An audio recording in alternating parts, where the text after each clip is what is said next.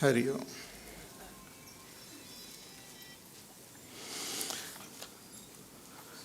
So, idam shariram kaunteya kshetramittya vidhiyate etad yo vettitam prahuhu kshetrajna iti tad vidaha. So, this body, Bhagavan says, is kshetra. So, this body is made up of 24 ingredients, 24 constituents are there. Not only one person's body, but every being, their body is made up of these 24 tattvas. In fact, the whole cosmos is a big body of that universal person, and it is made up of these 24 elements. And the seer of this body, or one who is aware of this body, conscious of this body, is the Kshetrajna. More about this Kshetrajna, Bhagavan will reveal afterwards, but now he is revealing 20 values. And these 20 values are 20 sadhanas, spiritual practice, which prepares us to understand the Kshetrajna in its real nature. That is, it makes us fit, or it makes the mind, intellect, equipment fit to reveal our own nature, our own self. So these values are very important. So let us chant the 7th verse. We had seen a few of them, so let us chant. Amanitvamadambhitvam ahimsa kshantirarjavam acharyopasanam shaucham stairyamaatma vinigrahah amanitvamadambhitvam ahimsa kshantirarjavam acharyopasanam shaucham stairyamaatma vinigrahah. These 20 values, which are in other verses also will be mentioned. This total 20 values are indicated here as jnanam, as knowledge. These values themselves are not knowledge, but they help us to gain that supreme knowledge. And these values are not an action. It is our state of our being. It is a deep inner conviction, and it is the state of our being, our mind, our intellect. So it is, and it is acquired through satsang, through introspection, through study of the scriptures, through contemplation, through prayer, through various other sadhanas. We can acquire these values within us. They are there, but they are hidden. Like amanitvam. Amanitvam is already there, but that manitvam is blocking it. Pride is blocking the humility which is already there. So when we understand the futility of pride and it gets dropped, then what remains is amanitvam, the humility. So amanitvam, adambhitvam, absence of hypocrisy. Ahimsa, absence of violence towards ourselves, towards all the beings of this world. Kshantihi, kshanti is the absence of disturbance when somebody does something or tries to give us sorrow or pain. Absence of disturbance of the mind. See, it is, as I had mentioned yesterday, it is different from forgiveness. Forgiveness is we get disturbed, but then we say, I forgive you. But yet, Kshanti is one step higher than forgiveness, where the person is not even aware that the other person is disturbing or is causing pain. So the other person might realize and might come and say, "Oh, I am very sorry," but this person will say, "For what? I did not get any disturb." So it is a state of our mind, our intellect, which doesn't get agitated by the actions of the world outside. It remains in a steady state. And this is possible when we gain proper wisdom of ourselves and also about the world and about the laws of karma. That whatever one experiences because of one's own karma.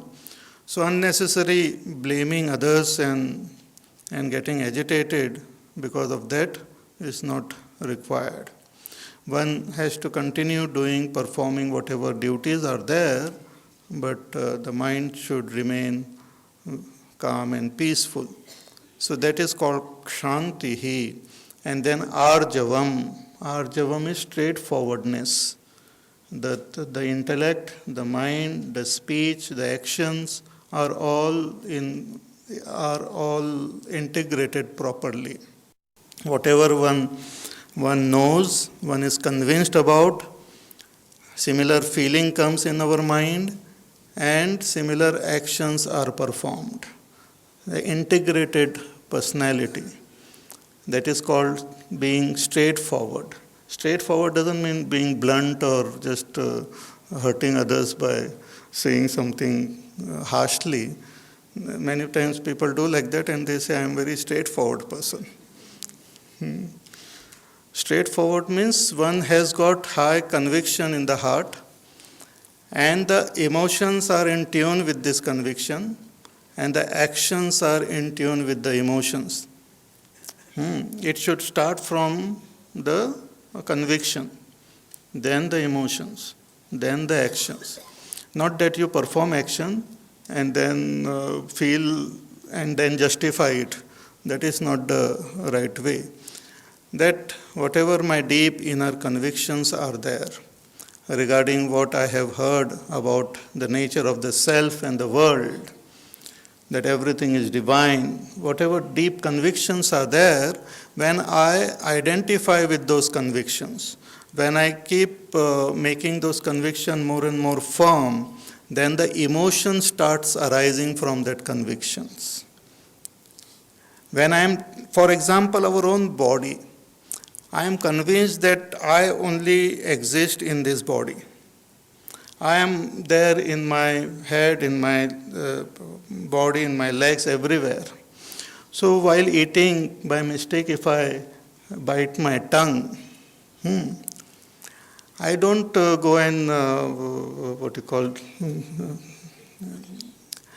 I don't remove all my teeth, I don't struck it out in anger, because I am convinced that the tongue is mine and the teeth also belongs to me.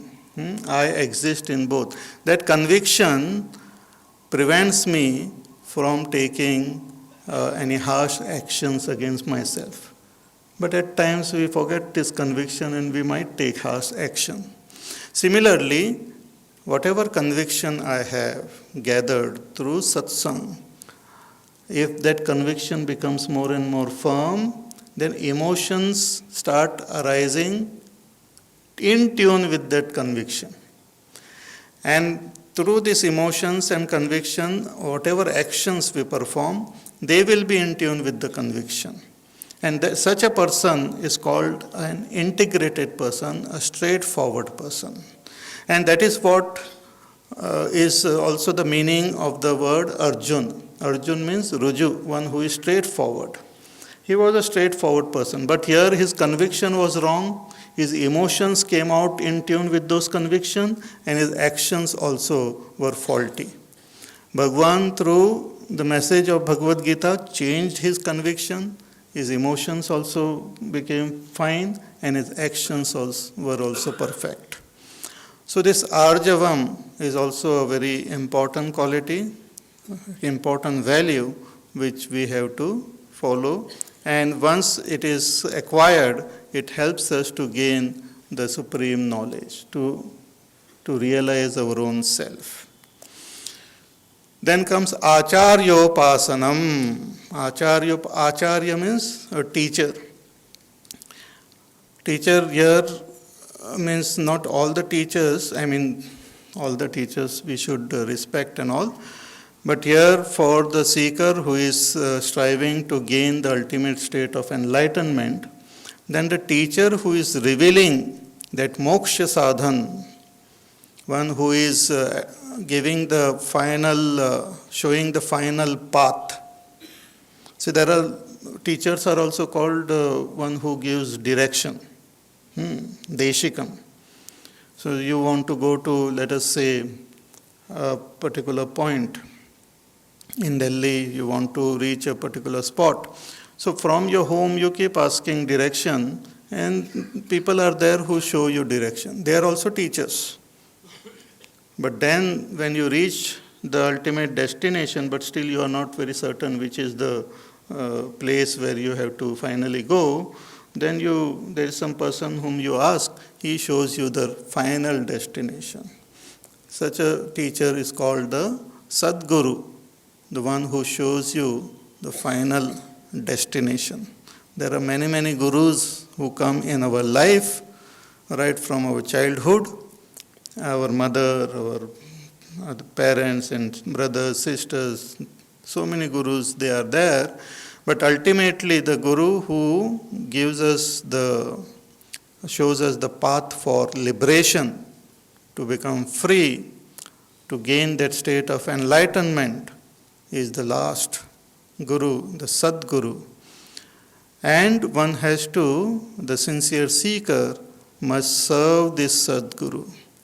Serve the Sadguru means one has to, whatever service we can render, but other is that whatever the teacher is telling, we have to remember that and follow it very sincerely. Sincerely we should listen to the teacher, remember what he has said, and follow the instructions very sincerely. That is called service of the teacher. Otherwise the teacher is speaking and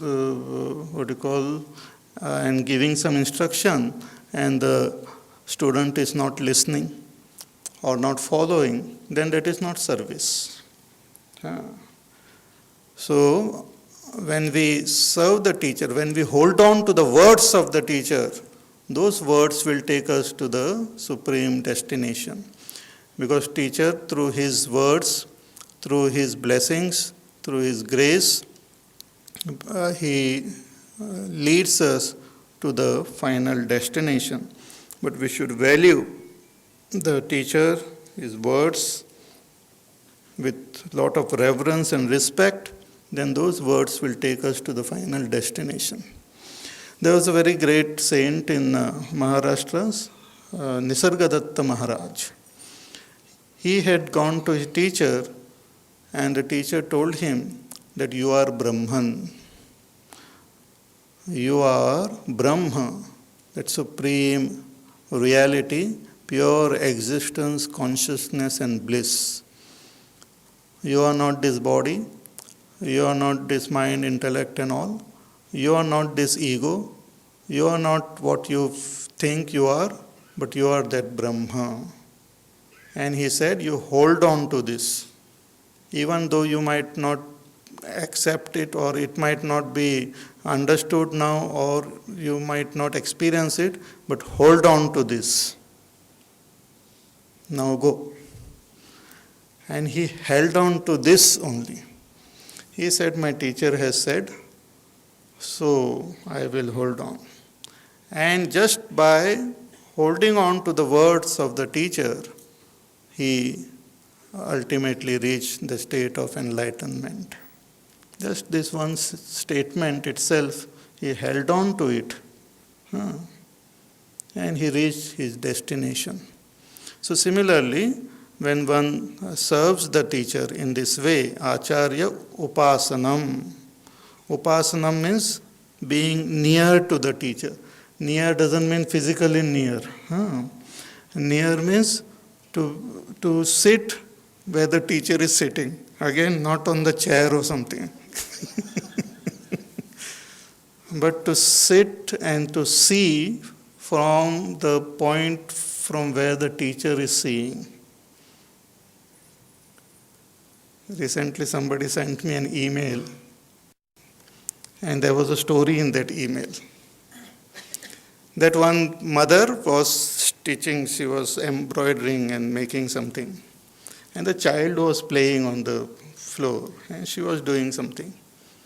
And the child, when he looked at that work which she was doing, from the other end, it appeared quite ugly. The threads were hanging and the different colors and this and that and funny shape and all. And she said that, and he said that, I don't know what you are doing. It looks so jumbled up. I don't understand what you are doing. She said, from your point of view, it looks quite confusing, I realize. Then she just held him and kept him on her lap and then showed. And it was a beautiful picture, beautiful scenery she had made, and everything appeared so wonderful.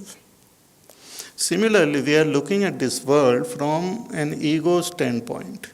It appears totally jumbled up, totally confused. So, Acharya Upasanam means sitting close to the Acharya, sitting close to the teacher, or seeing from the standpoint of the teacher, looking from where the teacher is looking. Switch off the mobile phone, please. Looking from where the teacher is looking, then everything will become very clear. So, Acharyopasanam is a very interesting and important value which one has to. And for this, one thing which is required is to drop all our notions which we have collected, including the mobile phone. We should drop them.